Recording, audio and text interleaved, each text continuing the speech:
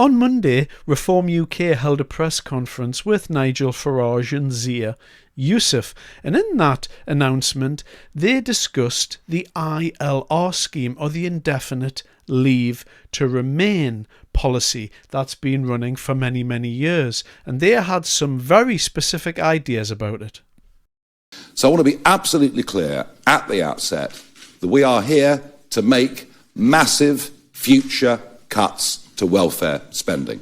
The anticipated cost of the 800,000 plus who will qualify for indefinite leave to remain over the course of the next 3 to 4 years, the anticipated cost of this group of people is a staggering £230 billion.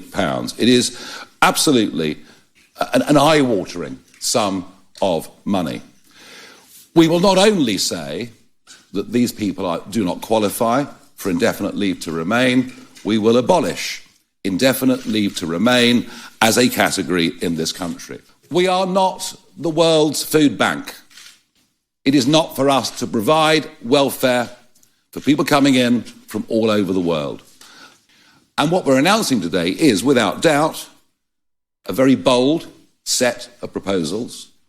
It takes us away from where the debate in British politics has been for the last 25 years, but it does actually put the British people first. And that's why the document is entitled Prioritising UK Citizens. And that is the right, proper, decent and fair thing to do. Firstly, we abolish ILR altogether. We will replace it with a 5-year renewable work visa, just like a lot of other countries do, America, the UAE, many comparators out there. The qualifying salary for this work visa will be materially higher than it is today. The specific number will be determined by our net fiscal modelling close to a general election, because that's the sensible and responsible thing to do, but it will be materially higher than it is today. Number 2, you cannot have criminal convictions. Number 3, as Nigel says, when he's Prime Minister, we will ensure we legislate so that foreign nationals are ineligible to claim welfare. That 1 in 6 number Nigel mentioned is a catastrophe. It's cost us £9 billion last year alone. And again, I want to emphasise that's before the impact of the Boris wave has actually been felt. So we have to make these changes. It's the only way we can prevent the UK, frankly, going bankrupt many times over as a result of these issues.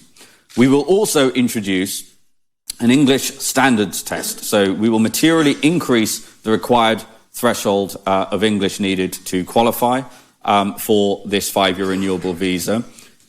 And because it's renewable, it means you must continue to adhere to those conditions in order to get it renewed after 5 years. That's exactly the sort of thing America does, for example, and it ensures the appropriate level of compliance. We will also increase the number of years you need to be in this country to qualify for British citizenship. The British passport is incredibly precious. We think it's the best passport in the world. It should be treated as such. So we will increase that threshold to 7 years. Now, we are obviously aware that there are certain job functions in this country that are reliant on foreign labour, without which there would be material detriment to British people. We call these national critical roles. So as a result of that, we will create something called an ASSV, an acute skills shortage visa.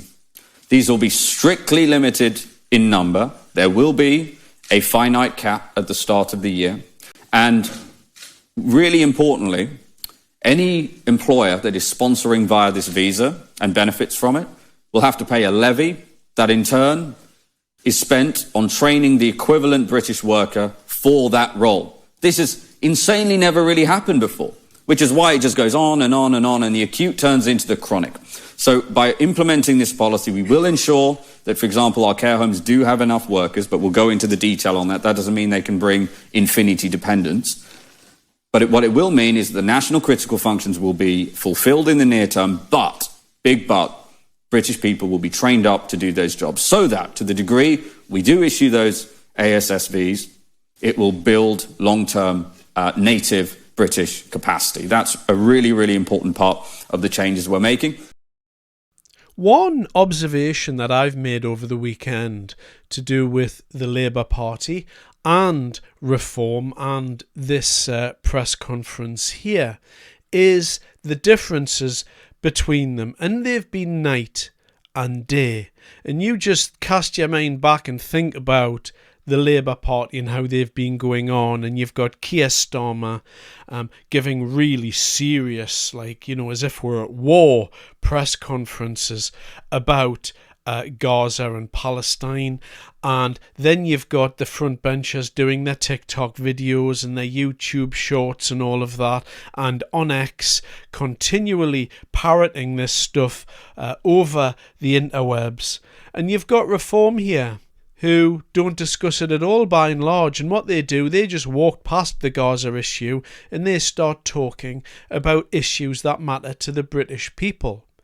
And within that, I think we get an insight as to why Reform are so far ahead at the moment.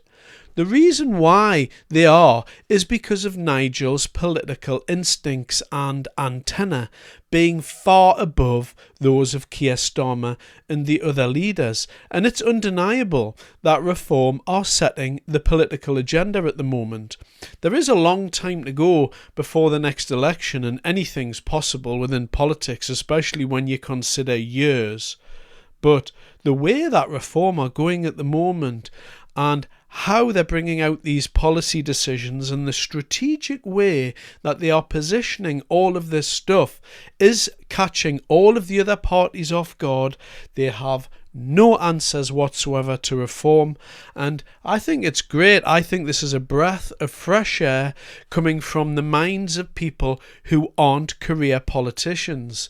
Reform are staffed in the main with people that have done stuff in the real world, and particularly right at the top of the hierarchy, at the top of the tree, you've got Nigel, you've got Zia Yusef, and you've got people like Richard Tice, and all of those people have been hugely successful in the outside world. They've run businesses, they know how to add up, but more than anything else, as this policy announcement has proven, they can approach problems in a completely different way to most other politicians, because they're not constrained with the ideological battles that are happening within their own party.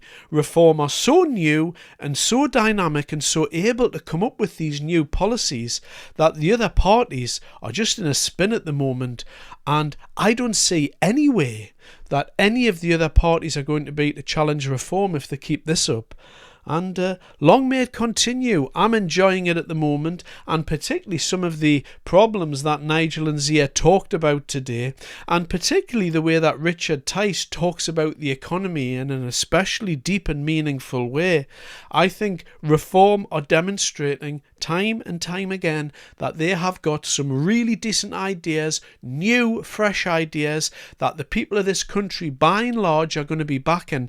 And I think, the ushering out of the old party system and the new system that we're watching coming in right now, I think it's fabulous, and long may it continue, because we need a change. The old ways are not working. The Tories have blown it over 14 years. Labour are imploding. The other parties are essentially staffed with activists, and you've got really serious ideas at the moment coming out from Reform with regard to policy, and I just don't see the other parties having any chance against them if this continues, and I hope it does. Thanks very much for your time.